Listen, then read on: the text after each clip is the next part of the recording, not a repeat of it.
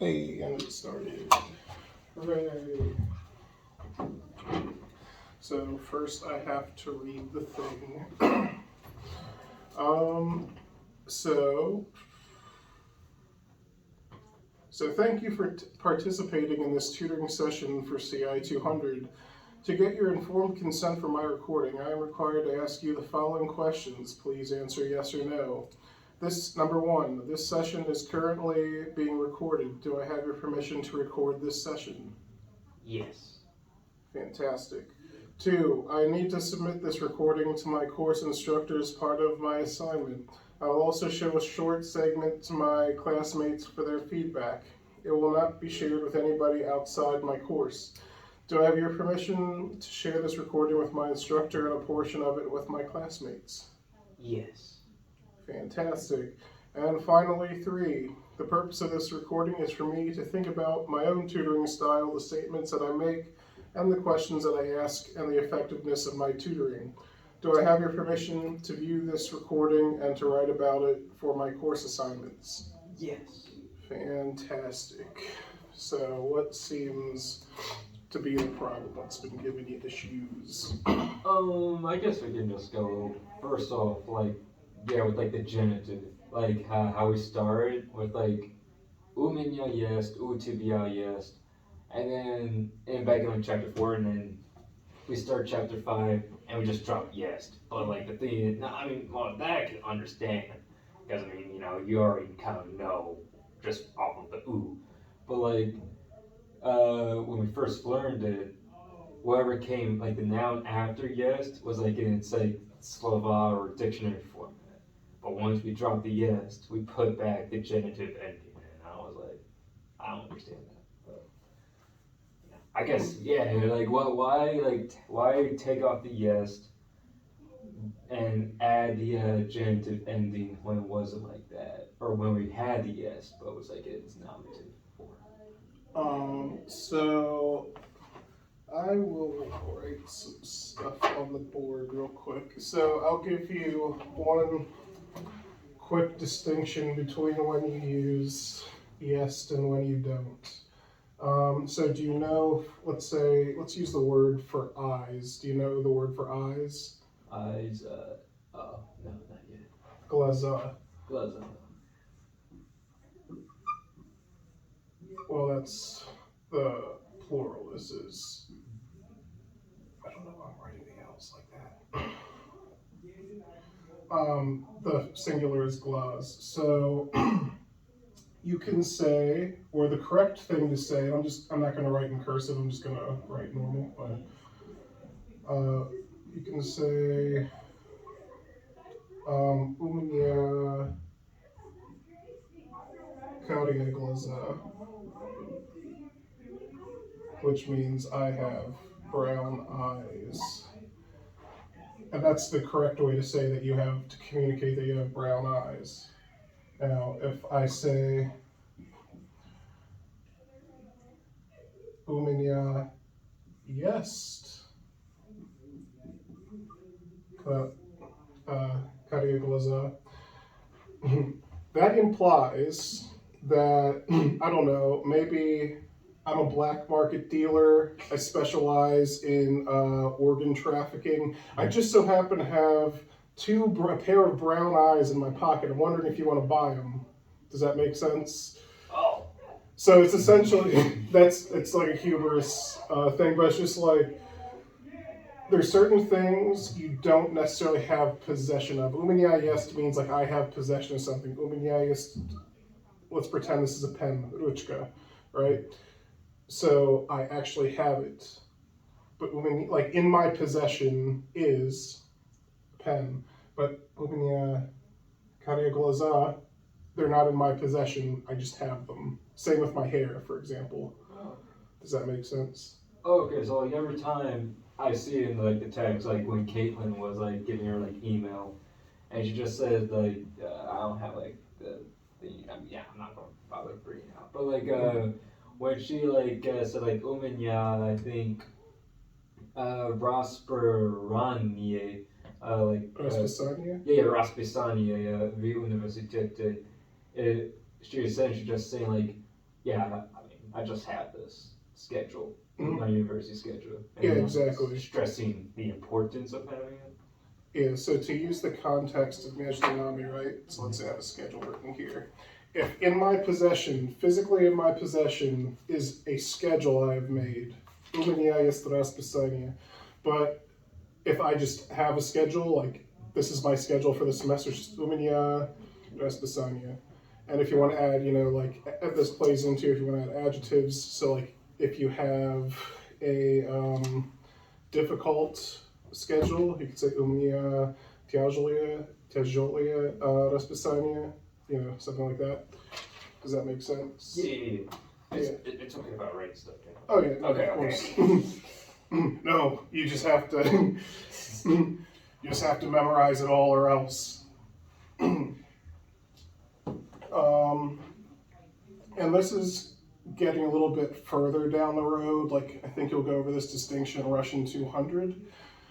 But if it helps, this is also a similar distinction with like non-human things. Like if you're saying, like I won't go into actually how to say it, but there's still that same distinction, right? If you're saying there is something in a city or in a building or on a campus, whatever, you're using yes because it's like actually like physically there. Whereas if you're talking about like a property of it, like something more abstract, so to speak, that's when you're just saying like u этого университета, u этого города, something like that. Does that make sense? Yeah. Okay. Cool.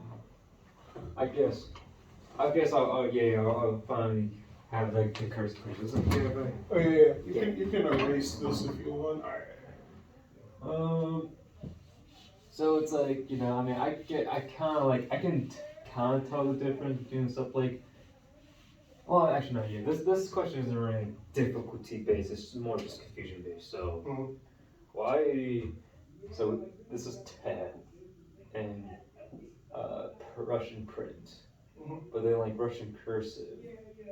This is always just maybe puzzle with like where I don't like I think I'm finally getting to the point where I can finally tell that's te when like I'm reading Russian cursive, but like sometimes it can still like mess me up. It's like, oh, is it like pe or p or what? And then and like it's like a really speedy Russian cursive. It's like all over the place, like those types of words.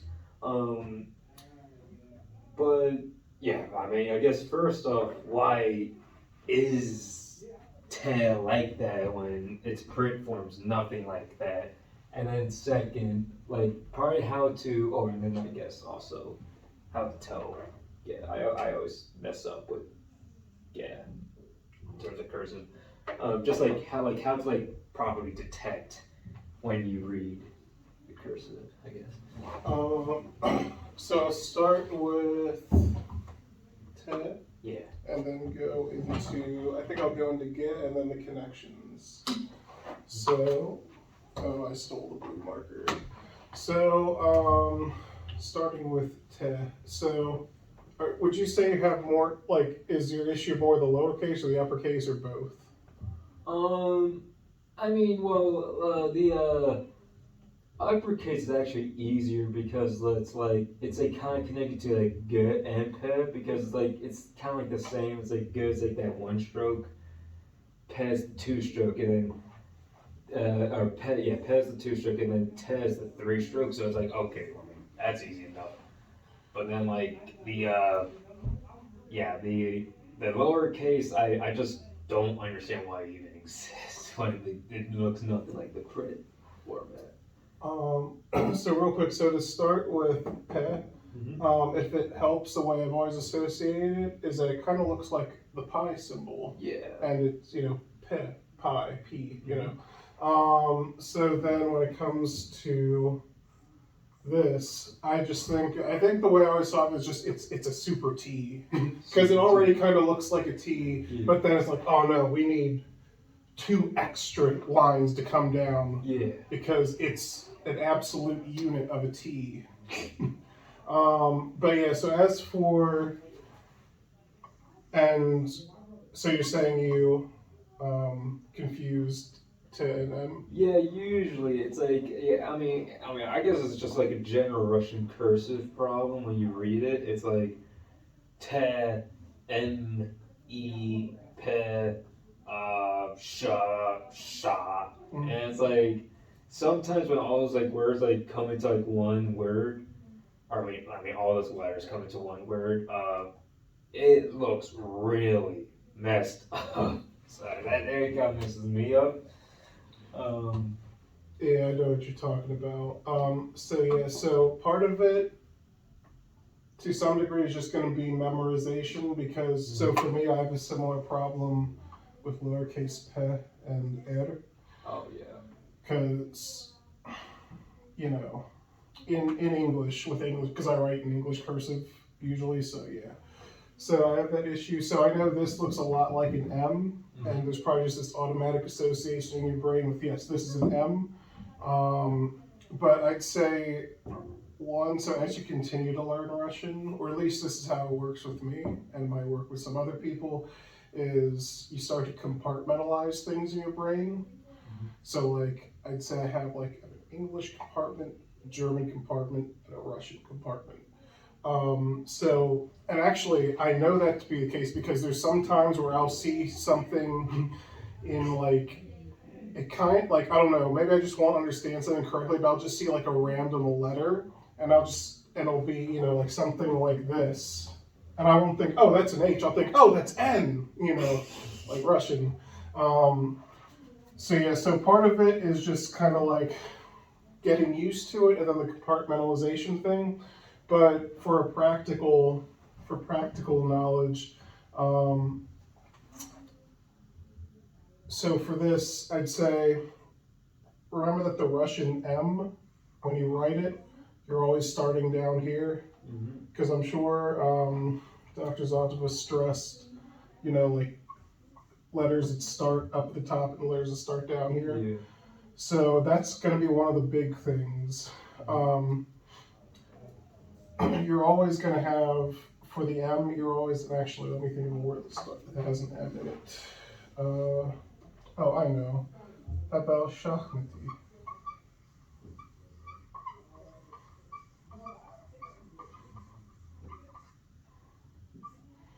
So, actually, that works really well because we have a T and an M. Fantastic. So, you see how when it comes to how the M takes its form, there's this little tail right here? Yeah. So yeah, the M's always, remember, if it helps, keep in mind the M is always going to have this because the M starts down here. And if you were not to put that, it would look like shock iati, or because that's the difference between E and M. So remember that M, just like L or Ya, is always going to have the tail, whereas the T, you see it comes up and then it starts to form the letter. So yeah, that's the thing to look for. I know when it comes to like something that looks more difficult, like a classic example is the word for chinchilla. Do you know what it is? Yeah, I that's like the one that always appears on Google Images. Yep. So while it's still going to be a bit of a pain, now even I'm messing it up. All right, focus.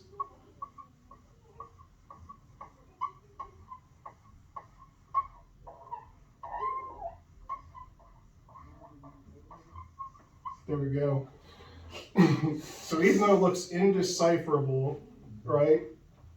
If we break it apart, right, I can still tell, okay, that's sh.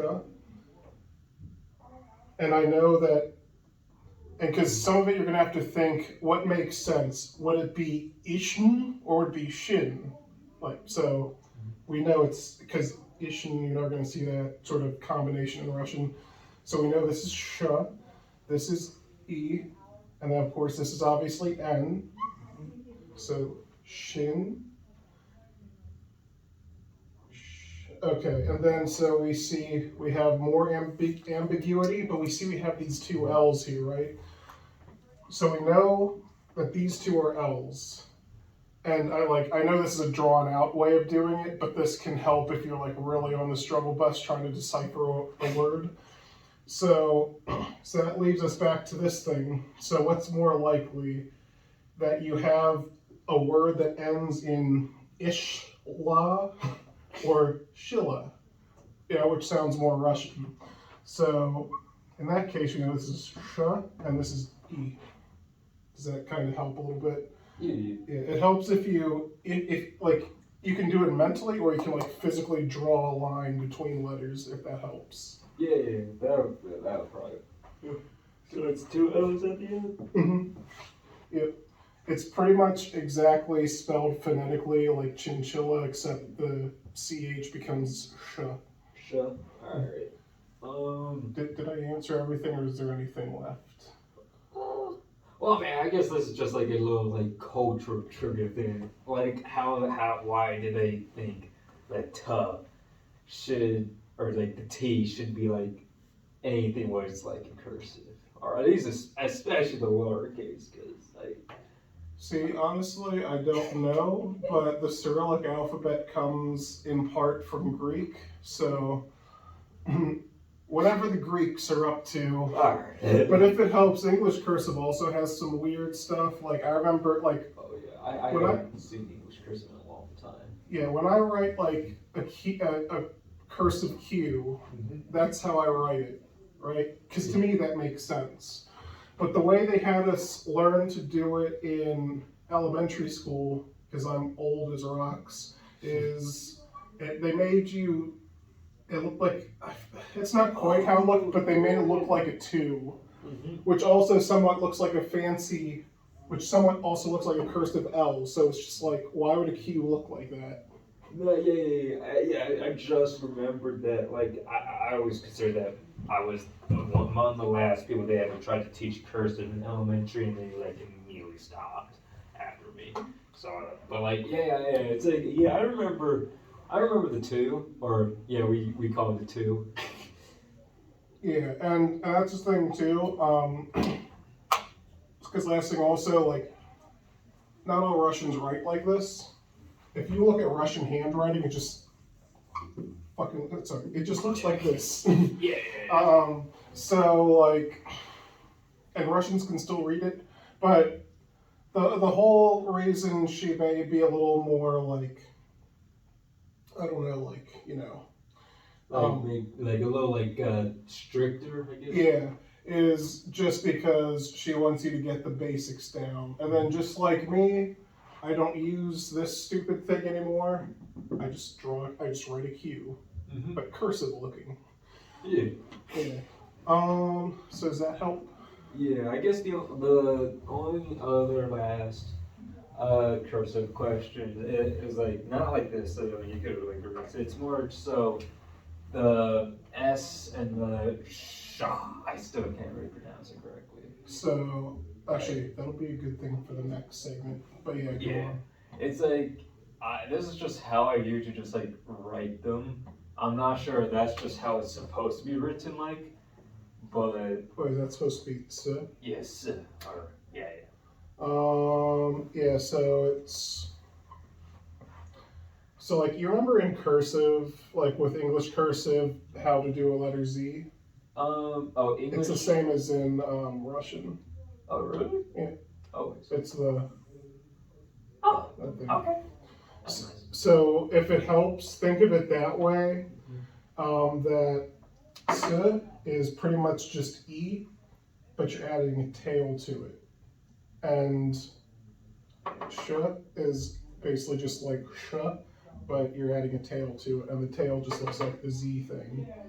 So what? So I guess. Or actually, sorry, one more thing real quick. And that tail is almost basically like a J. Yeah. I don't remember that one that much from English cursive. That's fine. I only know my name. That's about it. But like, I guess the next question will be the big difference between sh and how I like to say it, like sha.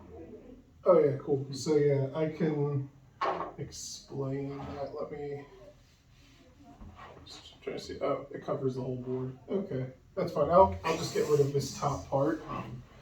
Yeah, I just wanted to see how much the camera's actually covering.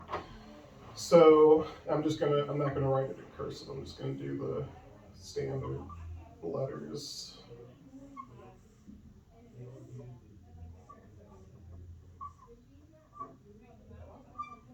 So if it helps, this isn't in English how we have an SH sound. This makes sha makes an actual SH sound, just standard sha. Sure. Yeah. So when you say like общежитие, it's just общежитие. And I'll compare it in a second. But yeah, so sh is just normal sh. Just think of it in that way. In fact, I'll write it. So this is what's different because this took me a while to figure out the difference because I didn't even like really hear it. Like it's hard to hear the difference and everything, and they don't really like explain it. They don't really go into it that much. But so this is like a really deep sh sound. Is how I describe it. It's like sh. So that's why it's called sh. But so how you make this sound is take the tip of your tongue and put it on the roof of your mouth, like more towards like the middle. Like don't put it towards your teeth, but towards the middle. And it's like sh. So that's when you can say things like хорошо. Does that? Oh, хорошо. Yeah, doesn't that sound more Russian? Just хорошо. Yeah, I guess so. So yeah, so that's gonna be, and I'll just write the two words here.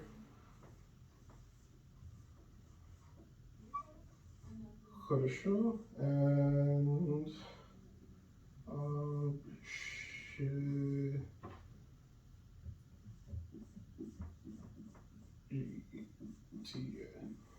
so that's why we have хорошо and общежитие. Хорошо and общежитие. Общежитие. Yeah. So it can.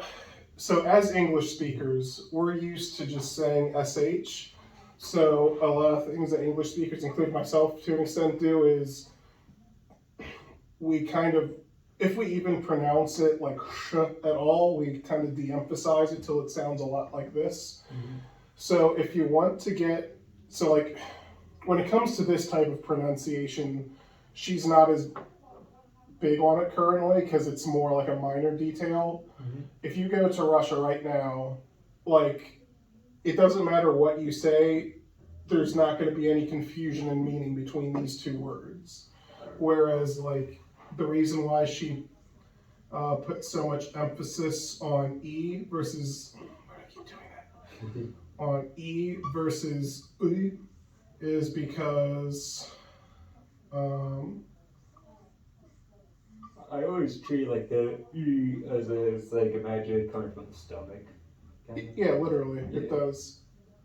Yeah, it helps if you like tighten your stomach, and then also if you try and take like an ah sound and an e sound and mash it together. Because essentially, and you can try and think about this and do it slowly in your head. When you say you're like your tongue. I don't know. Have you ever seen those like phonetic charts where it shows like your tongue's positioning when you're saying vowels? Yeah. Yeah, because literally, like your tongue's moving from making that ah sound, which is more towards the back of your mouth, to e, which is towards the front. So it's like an actual like shift. I forget what it's called. I had like Applied Linguistics 200 like last year, and they went over it. But there's like certain vowel sounds where, oh, I think it's called like a slide or something, where you go from one position and slide into the other. So yeah, so that's a thing. The reason she emphasizes that, for example, is because so the word for cute, right? If we're using like the general like neuter thing, like oh, like it's like at the хорошо, you can say at the mila, you'd say mila. But if you're saying, well, I guess maybe it's more like milia, but like, sorry. I forget the exact words, to be honest, but like I know that the word, oh, I know. That would be the past tense. So there's the verb meets, which means, I think it means to clean, or at least with soap. Or there's, oh, actually, no, I'm sorry, my bad. Mila means soap. Oh. Yeah, so Mila means cute, Mila means soap. And so there's a difference there. Whereas you're never really going to come across anything with sh and sha where how you pronounce it changes the meaning. Alright. So yeah, does that help? Yeah. I mean, I guess it's like kind of like the same mistake I made. I think on Thursday, where instead of saying Ross Pansigne, or the schedule, Raspasanya? yeah, Ross Pasanye, I like added a T in there. I got crucifixion, and she was like, "Oh, crucifixion." Okay. Hey, yeah. See, and that's another thing you'll find out is so many Russian words sound like everything. Like all Russian words just sound alike. Yeah. Like for example, like there's предложение, which means sentence or an offer. Then you have приложение, which means like an app, like I don't know, like the Netflix app or something. And it's just there's so many words where it's just like it's not even just knowing what word to say. It's like making sure you're not accidentally saying another word. Yeah. But yeah, does that help? Yeah. Oh, so since you mentioned that she has mentioned your pronunciation of things, can you think of anything she specifically mentioned? Actually, I think the thing that first comes to mind for me is the whole entire how I pronounce pretty much adverbs or pronouns that just happen to have like the letter "g" in it, and like no matter what, I mean, I've asked for help so many times, but it's like, I mean, I'm starting to just common just writing cursive, but like Evo, Yevo. yeah, Yevo, and then uh, oh yeah, uh, Minoga. Mm-hmm. And it's like I remember when I had to, or like Nemnoga, and it's like I remember when I had to like do my oral presentation, I kept on saying Minova or Oh. Nemova, and she's like, no, yet. I was like, but like, I mean, I I understand like the historical like part of it, in which like Yevo is like from years past in Old Russian when like the G used to sound like the V. Mm-mm.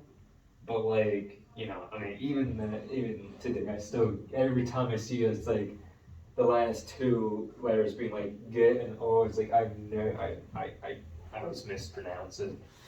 So I think part of it might be because this is unfortunate. This is one of the difficult parts about like learning Russian, or at least here at Penn State.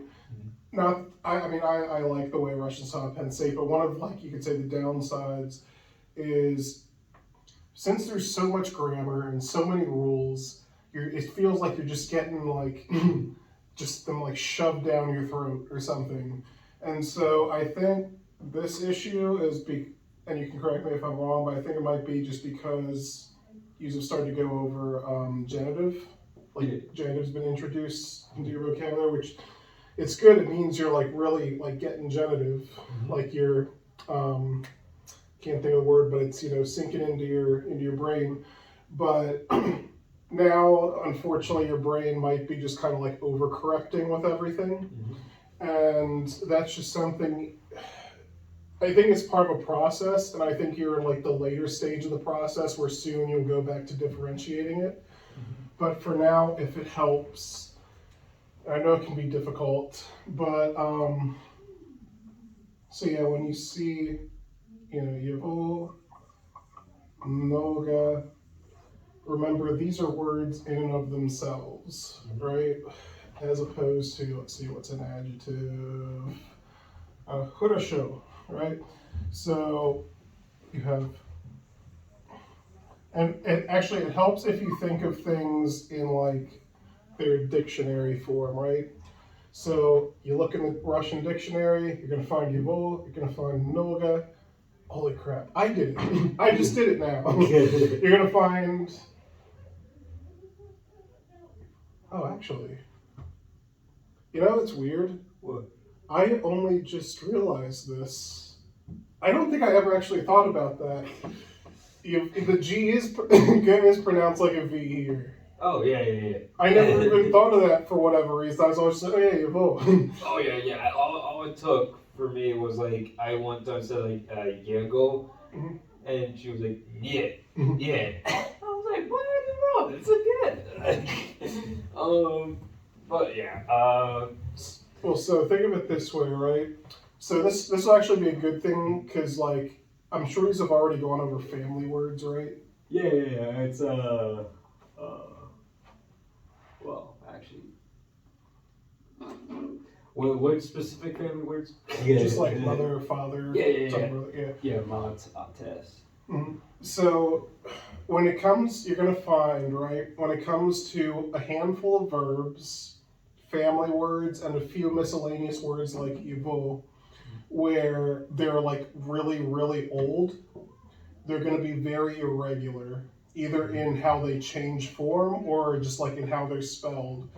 Like Russian, despite all the rules, I'd say is pretty like there's a lot of regular spelling and pronunciation compared to English, which is a complete mess. Yeah.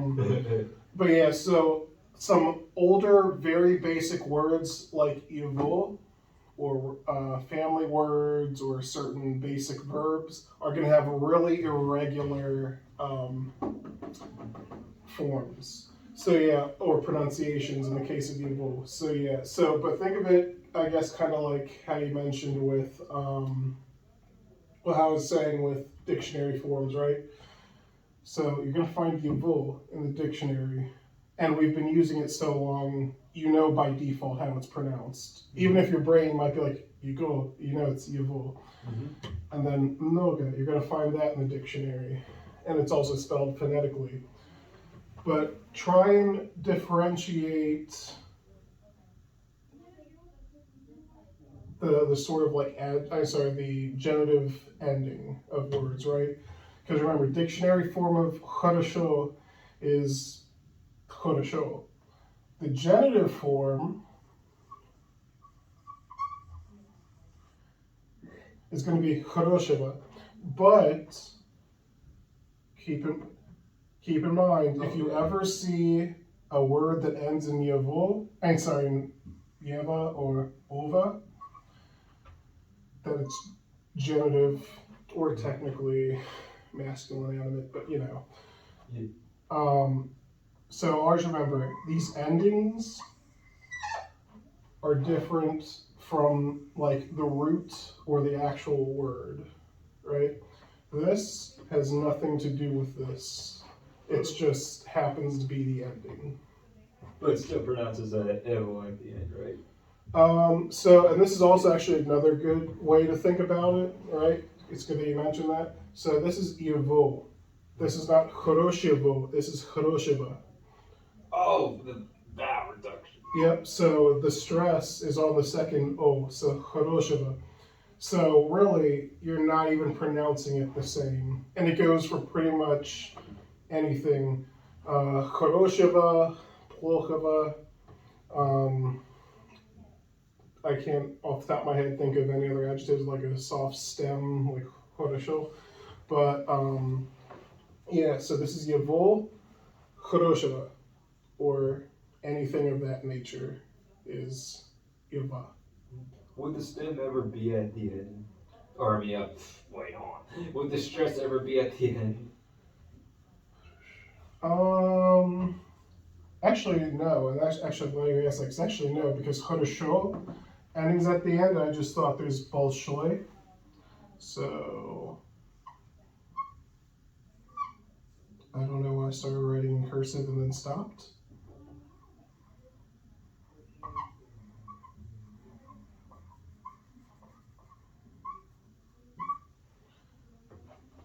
And then Bolshoi becomes Do you know what it becomes in genitive? Would it be the same ending, or it's like Harshava or Bolsheva. Bolsheva? Yeah, Bolsheva. So yeah, But it takes out the message now. Or it does not. I just misspelled it. oh, okay. Like an idiot. Good catch. So yeah, so even for words where like adjectives where the stress goes at the end, be it хорошо, or bolshoi, and actually even if we think of like gendered forms of хорошо, it's хороший. So that stress already moves back to the second O. So it's going to be more consistent with, so хорошо becomes хороший, becomes хорошего. So bolshoi, though, becomes bolsheva. Bolsheva. Yep. Alright. So there's never that I've seen going to be an instance, to answer your question, there's never that I've seen going to be an instance where the genitive ending is stressed. Oh, okay. Alright. That's helpful. Yeah.